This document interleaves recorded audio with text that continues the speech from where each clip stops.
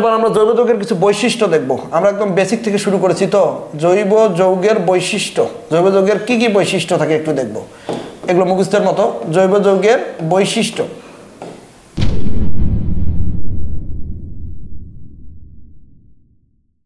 জৈব যৌগের বৈশিষ্ট্য, বৈশিষ্ট্য নাম্বার 1, 1 নম্বর বৈশিষ্ট্য যদি আমরা জৈব যৌগের বলি, জৈব যৌগের 1 নম্বর বৈশিষ্ট্য হলো যে জৈব যৌগের সংখ্যা অনেক বেশি, সংখ্যা অনেক। 1 নম্বর বৈশিষ্ট্য কি জৈব যৌগের? ওর সংখ্যা হবে অনেক। 2 নম্বর, এর বন্ধন হবে সমযোজী, তাহলে এর বৈশিষ্ট্য বা বন্ধন সমযোজী। 3 নম্বর, এর তড়িৎ অপরিবাহী, ও বিদ্যুৎ পরিবহন করে না, তড়িৎ অপরিবাহী। 3 নম্বর বৈশিষ্ট্য গেল। প্রথম গেল সংখ্যা অনেক, এর সমযোজী বন্ধনে থাকে। তারপরে হলো তড়িৎ অপরিবাহী বৈশিষ্ট্য থাকে।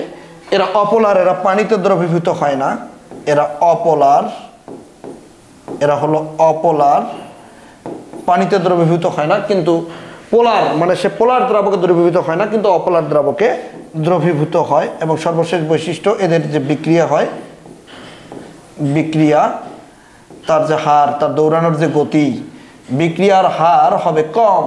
বিক্রিয়ার হার কেমন হবে? বিক্রিয়ার হার হবে কম। তাহলে এগুলো হলো আমাদের জৈব যৌগের বৈশিষ্ট্য।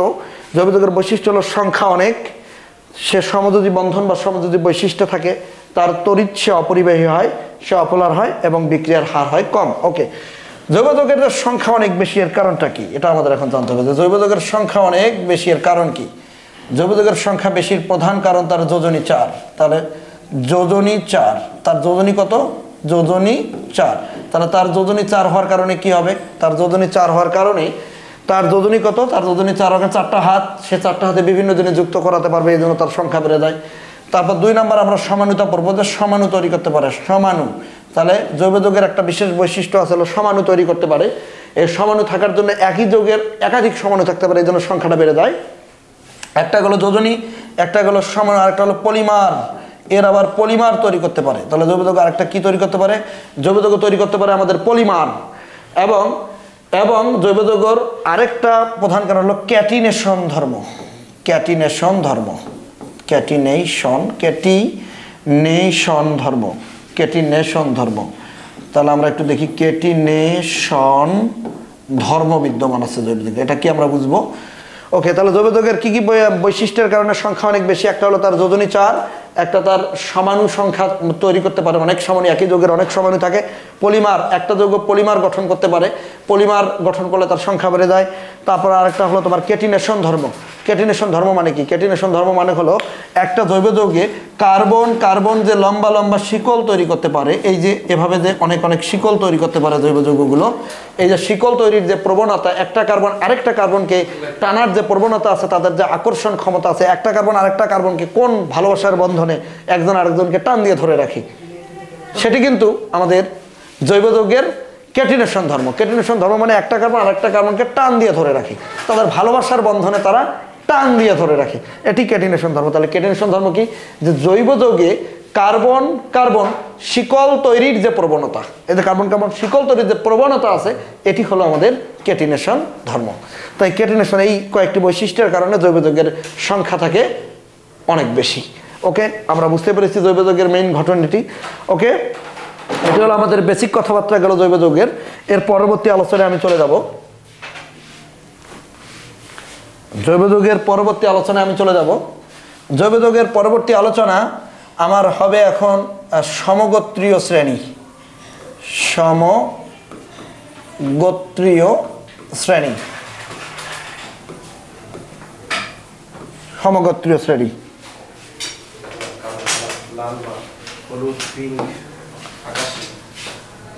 সমগোত্রীয় শ্রেণী, সমগোত্রীয় শ্রেণী পড়বো, যে সমগোত্রীয় শ্রেণী জিনিসটা কি।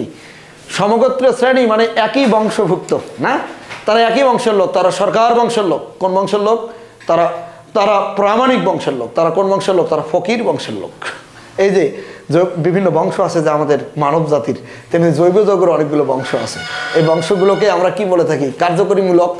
যে মিথে আমরা বলি যে অ্যালকেন, অ্যালকিন, অ্যালডিহাইড, কিটোন, কারা কোন বংশে থাকে, এই সমগোত্রীয় বংশটি দেখব।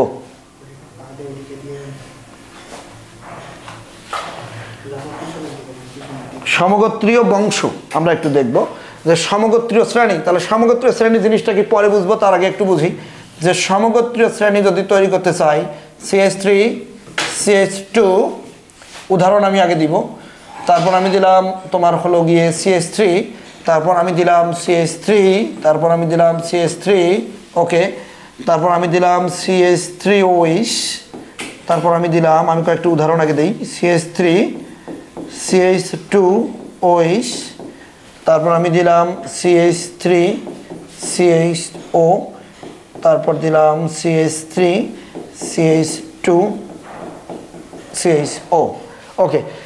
আমি কয়েকটা উদাহরণ দিয়েছি যে সমগোত্রীয় শ্রেণীটাকে সুন্দরভাবে বোঝার জন্য কয়েকটা উদাহরণ দিয়েছি যে সমগোত্রীয় শ্রেণী হতে হলে কি কি বৈশিষ্ট্য লাগবে, এখান থেকে আমি আস্তে আস্তে লিখব যে সমগোত্রীয় শ্রেণী হওয়ার জন্য আমাদের বৈশিষ্ট্য লাগবে এক নম্বর বৈশিষ্ট্য, সমগোত্রীয় শ্রেণী হওয়ার জন্য 1 নম্বর বৈশিষ্ট্য লাগবে একই ধরনের পরমাণু, একই ধরনের পরমাণু, একই ধরনের আমাদের পরমাণু থাকতে হবে, একই ধরনের পরমাণু। তাহলে দেখো এই জোড়ায় কার্বন আর হাইড্রোজেন আছে, এবার কার্বন আর হাইড্রোজেন, তাহলে এই জোড়ায় কার্বন হাইড্রোজেন ব্যতীত অন্য কেউ নেই। এই জোড়ায় দেখো কার্বন হাইড্রোজেন এবং অক্সিজেন আছে, তাহলে এখানে কার্বন হাইড্রোজেন এবং অক্সিজেন, এখানে দেখো কার্বন হাইড্রোজেন এবং অক্সিজেন আছে, ওকে। তাহলে কার্বন হাইড্রোজেন অক্সিজেন এখানে মানে সমগোত্রীয় শ্রেণী হওয়ার প্রথম শর্ত হলো একই ধরনের পরমাণু থাকতে হবে। তাহলে একই ধরনের পরমাণু কি, এখানে কার্বন আর হাইড্রোজেন আছে, এখানে কি আছে কার্বন হাইড্রোজেন অক্সিজেন, এখানেও আছে কার্বন হাইড্রোজেন অক্সিজেন, আলাদা, তাদের আবার গঠন আলাদা আছে, ওটা পরে আসছি। একই ধরনের পরমাণু থাকতে হবে, ওকে। 2 নম্বরে আমরা বলবো তাদের ক্রমবর্ধমান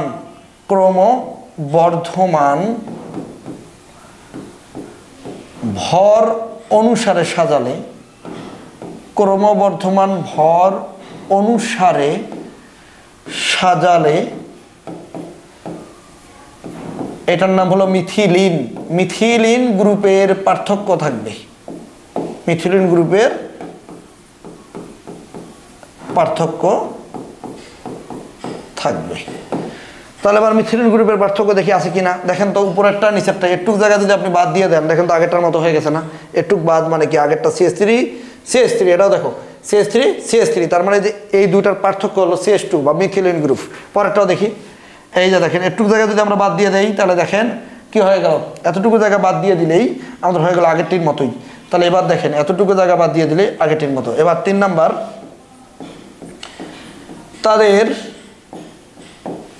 একটি সাধারণ সংকেত থাকে, একটি সাধারণ সংকেত থাকে, তাদের একটি কি থাকে, একটি সাধারণ সংকেত। তাহলে প্রথম কথা একই ধরনের পরমাণু থাকবে, এই জোড়া একই ধরনের, এই জোড়া একই ধরনের, এই জোড়া একই ধরনের। ক্রমবর্ধমান ভর অনুসারে সাজালে প্রত্যেকের দেখো এই জোড়ায় মিথিলিনের পার্থক্য, এটা বাদ দিলে উপরে একটা হয়, এই জোড়ায় মিথিলিনের পার্থক্য আছে, এই জোড়ায়ও মিথিলিনের পার্থক্য আছে, ওকে। তাদের একটি সাধারণ সংকেত থাকবে। এখন সাধারণ সংকেত কি, যেমন এটা হলো অ্যালকেন, অ্যালকেনের সাধারণ সংকেত কি CnH2n+2, অ্যালকেনের একটা সাধারণ এই সংকেত অনুযায়ী মিলে।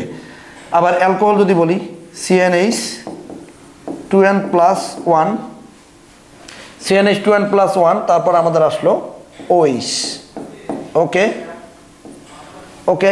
তাহলে এই যে তাদের একটি ফিক্সড সাধারণ সংকেত থাকবে, তেমনিভাবে এরও একটি সাধারণ সংকেত আছে, নিয়ে আমরা বিস্তারিত আলোচনা পরে করব সাধারণ সংকেত নিয়ে।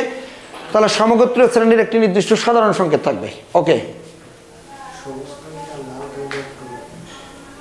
আচ্ছা,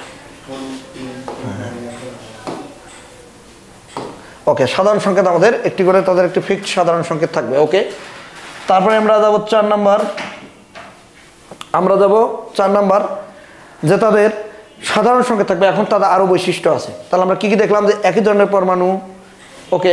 তারপর বললাম যে তাদের মিথিলিন গ্রুপের পার্থক্য বিদ্যমান থাকবে। তারপর বললাম তাদের একটি সাধারণ সংকেত থাকবে, ওকে। তাদের একই পদ্ধতিতে প্রস্তুত করা যাবে। এগুলো আবার সৃজনশীল অনুধাবনমূলক কোশ্চেনে লিখবেন, যখন আসবে তখন লিখবা। একই পদ্ধতিতে প্রস্তুত করা যায়, একই পদ্ধতিতে প্রস্তুত করা যায়, একই পদ্ধতিতে প্রস্তুত করা যায়। তাহলে তার 4 নম্বর বৈশিষ্ট্য গেল, একই পদ্ধতিতে প্রস্তুত করা যায়, ওকে। তাকে একই পদ্ধতিতে প্রস্তুত করা যায়। এবার একটু 5 নম্বর বৈশিষ্ট্য দেখি। 5 নম্বর বৈশিষ্ট্য তাদের মানে একই বংশের লোক, এরা একটা বংশ, এরা একটা বংশ, এরা একটা বংশ, তাহলে ব্যবহারী বংশের পরিচয়। তার মানে কি বাসের মধ্যে লেখা থাকে না ব্যবহারী বংশের পরিচয়, এর মানে হলো যে তাদের রাসায়নিক যে ধর্ম সেটা থাকে একই, কারণ ব্যবহার দেখলে বোঝা যায় সে কোন বংশের লোক। তার রাসায়নিক ধর্ম থাকবে একই, কিন্তু তাদের ভৌত ধর্ম আলাদা। ভৌত ধর্ম মানে কি, কেউ মোটা, কেউ চিকনা, কেউ লম্বা, কেউ খাটো, এই যে ভৌত ধর্ম হবে আলাদা। তার মানে একই বংশের লোক হওয়ার, এই যে একই বংশের লোক হলে তাদের রাসায়নিক 5 নম্বর বৈশিষ্ট্য ওখান থেকে চলে আসলাম, তাদের রাসায়নিক ধর্ম, তাদের রাসায়নিক ধর্ম একই, কিন্তু কিন্তু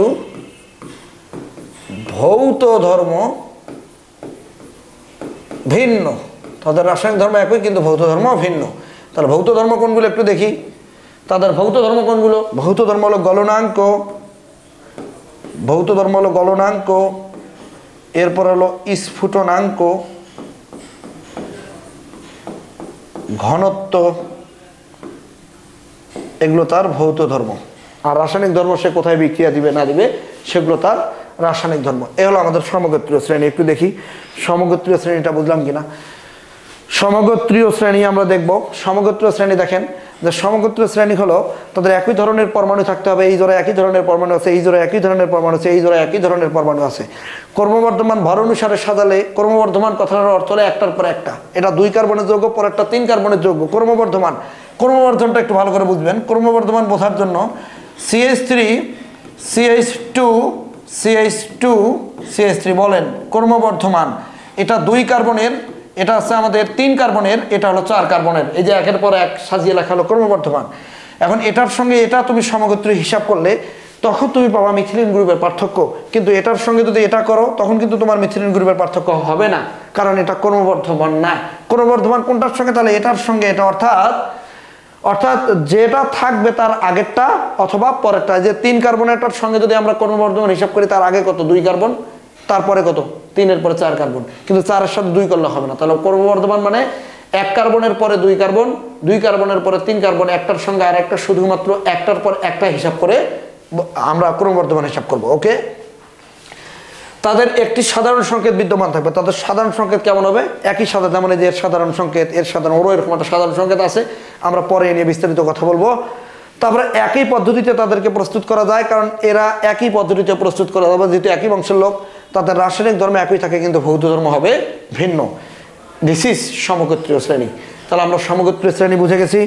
এর পরের টপিকে আমরা যাব সমগোত্রীয় শ্রেণীর পরের টপিক সমগোত্রীয় শ্রেণী শেষ। এবার আমরা যাব কার্যকরীমূলক।